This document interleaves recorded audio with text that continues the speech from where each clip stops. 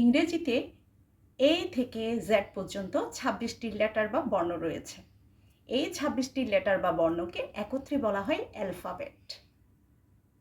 যদি প্রশ্ন করা হয় how many letters are there in English language, অর্থাৎ ইংরেজিতে কতটি বর্ণ রয়েছে, আনসার হবে there are 26 letters in English language.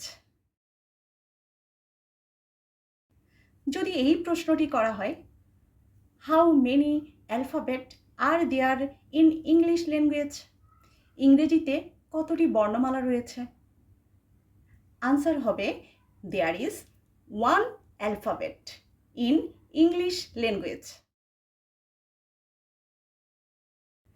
কেননা ইংরেজিতে যে 26টি বর্ণ রয়েছে সেই 26টি বর্ণের সমন্বয়ে একটি বর্ণমালা তৈরি হয়েছে, দ্যাট ইজ অ্যালফাবেট। তাই বর্ণের সংখ্যা হলো 26টি আর বর্ণমালা বা অ্যালফাবেট হচ্ছে একটি। Thanks for watching my video.